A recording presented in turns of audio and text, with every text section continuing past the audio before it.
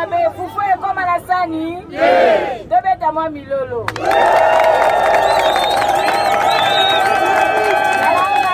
bango bakomi koswana bango bakomi kobomana bango bakomi koliana bango bakoma kobunda bango bakoma kolala lelo naye na message moko Django eza beni Django eza beni aéroport Anjili ezaka wapi Django eza beni Django eza beni touti célébrer le 2 août banani bakangaka barebele na maboko banani bakangaka barebele na maboko yango avana banda nazofélicité bino kouta epai ya tata mokonzi koloba ete bitumba oyo bino bobundaka na Django eza na motema na ye yango omoni mokili na bonzambe elengeli ete après 5 mois ya kozala libanda azozonga mabele ya liboso akonyata eza mabele nini peple ya liboso akomona eza peple wapi eske Django zawa Django zawa omo nzambe se atomboli yo bongo yoko otombola président na yo te yango tolobi boye samedi le 22 août biso nyonso tolakisa mokili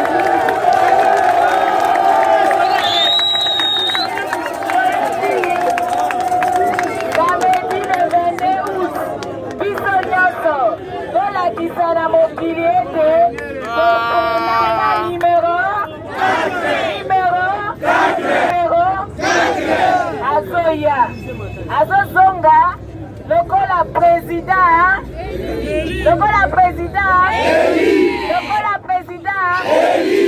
mpe na nsima bobosana te azozonga mpo akolata siko double brassard est-ce que vous comprenez aza nanu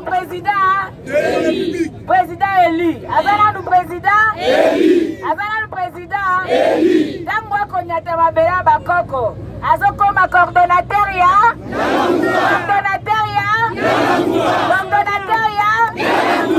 donc azoya na double brassard ozo comprendre ntango azokoma akozwa sikoyo yenda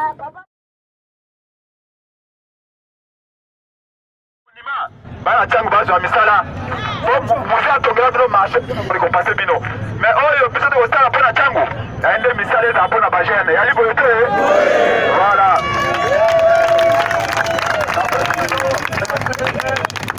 rendez-vous na aéroport ya Njili bakosa bino te ngobila koloba boye ngobila lobi yo te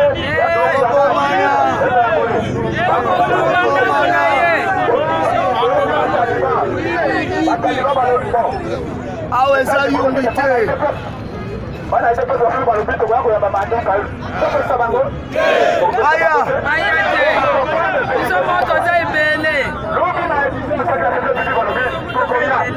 tokoya kokopana sikoyo yali boye te balobi faire les imbéciles qui ne changent pas yali boye te on va comprendre bien Félix ana vola ipapatana sécurité véritable héritier gardien du temple ya limate ayulu yango bana de basundi na bino oya yali boye te donc merci beaucoup bonne journée donc kulumba awa tokokenda parlement de vous mosusu donc ndeko mosusu basema na ngai esengeli bazwa baloba na tondi bino botondi bomibetela maboko mpona makasi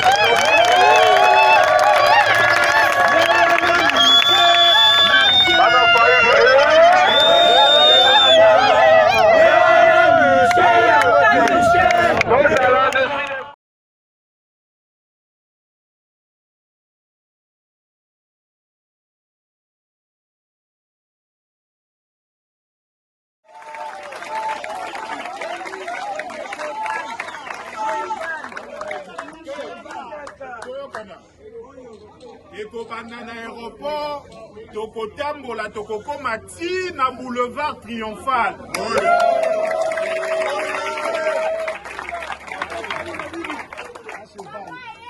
mokolo wana naoki bandeko mosusu babi cheval ekoya naoki mosusu babi tikoyi okota nango mokolo wana bobongisa bino nde peuple tokotambola mpona kolakisa na Kabila na Félix Tshisekedi que peuple a déménagé à terre, peuple azali obe na kati ya Congo, peuple azali na lamuka, lamuka azali na peuple. Eloko tokotambolela yango wana. Ya mibale soki batuni bino lisusu mpona nini esengeli to yamba président Fayulu na coordonnateur ya lamuka. Oyebisa bango que na lopoto balobaka le bien mal à qui ne profite. Est-ce que batongo bayiba bokonzi? Bakosala nango nini? Ekomi tour de Babel. Swana bazwi biloko ya bato. Wana eza liboma ya ba-institution.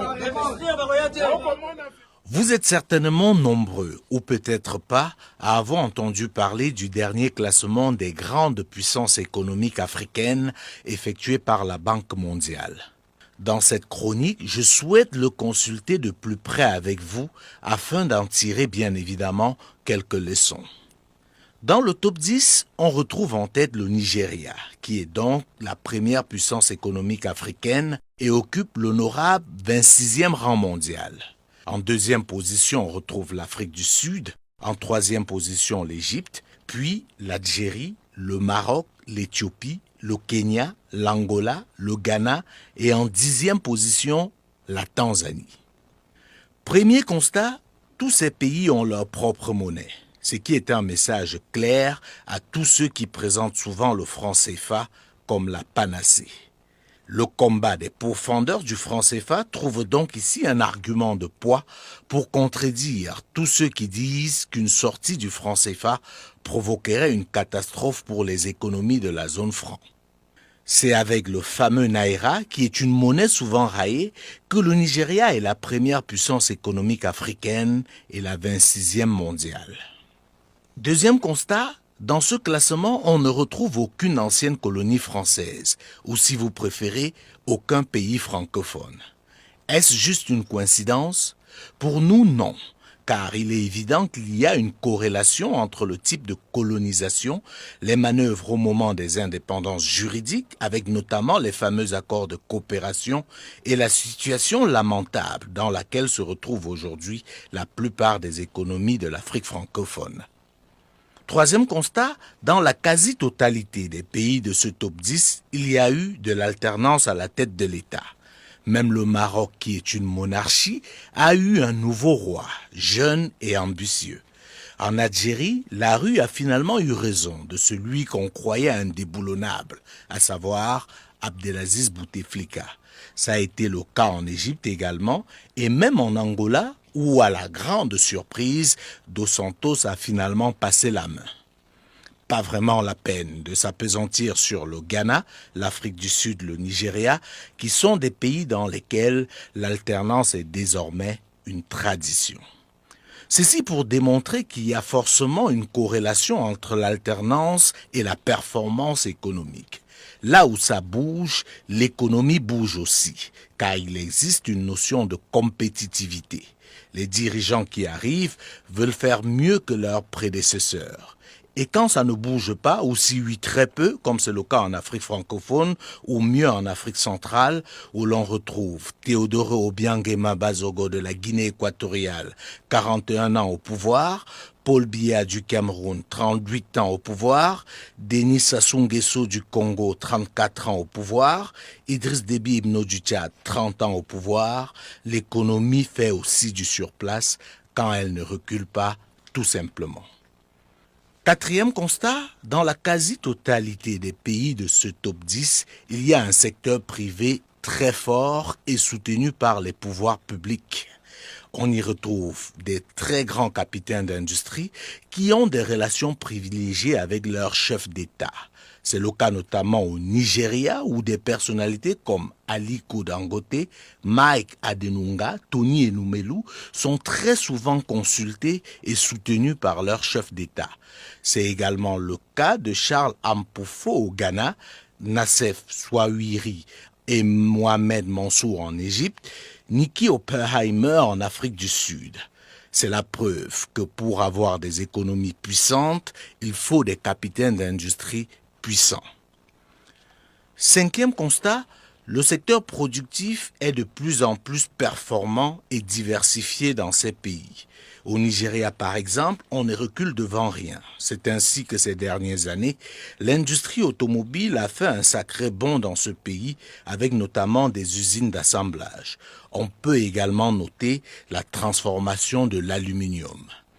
L'Éthiopie est en train de devenir l'usine du monde, comme cela a été le cas de la Chine pendant plusieurs années.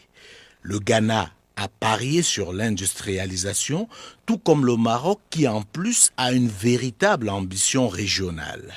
C'est donc pas une surprise de voir ces pays dans le top 10 des plus grandes puissances africaines. Leurs dirigeants ont une vision claire pour leur pays, ils ont un secteur privé puissant et soutenu, et bien sûr une alternance qui, malgré ce qu'on peut en dire, permet aux économies de respirer. Toza wapi batu bazolamba nyama ya pasi bazolamba po baliaka buya kamanta sopi nzungu ya nyama ya mbwa pona mbwa nde bukalenga bokonzeza na kati ya musunya mbwa asopi ngai na